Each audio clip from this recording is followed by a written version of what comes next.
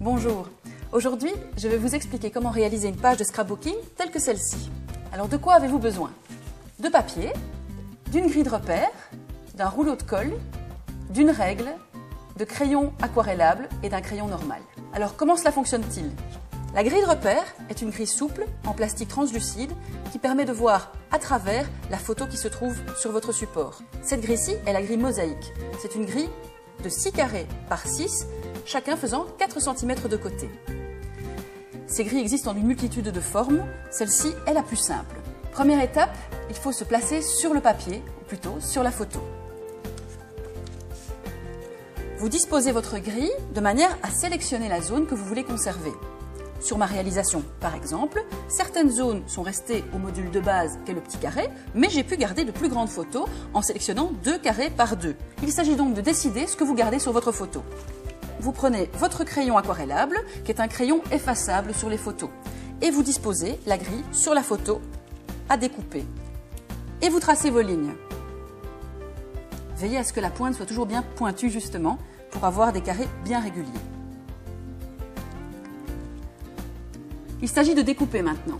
Alors comment faire?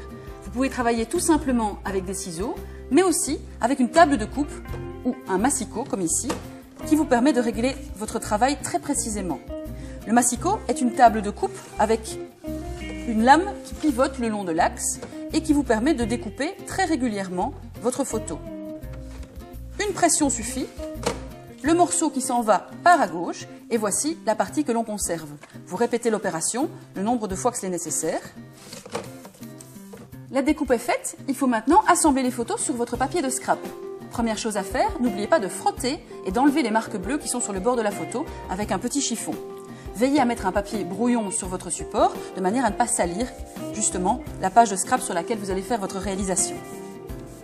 Lorsque l'ensemble des photos sont découpées et frottées, vous pouvez maintenant prendre votre page de scrapbooking et réaliser les repères nécessaires à leur collage. Alors pour ce faire, vous travaillez de nouveau avec la grille. Une grille de repères sur la photo donc, mais aussi sur votre papier de scrapbooking. Pour marquer les repères sur le papier de scrapbooking, vous devez vous munir d'un crayon normal, un crayon à papier, et vous tracez les emplacements où vont venir vos photos. Il faut le faire, c'est un petit peu fastidieux, mais ça garantit vraiment une belle régularité dans votre réalisation. Ça vaut le coup, à la fin on est très content. Il faut maintenant coller les photos. Vous utiliserez un dérouleur de colle, des petites languettes de colle que l'on applique au dos de la photo. Pas la peine d'en mettre sur tout le pourtour, la colle fonctionne très bien.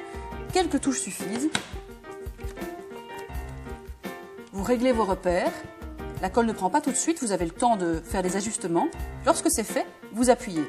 N'ayez pas peur de mettre les doigts sur les photos, un petit coup de chiffon à la fin de votre réalisation et il n'y paraîtra plus.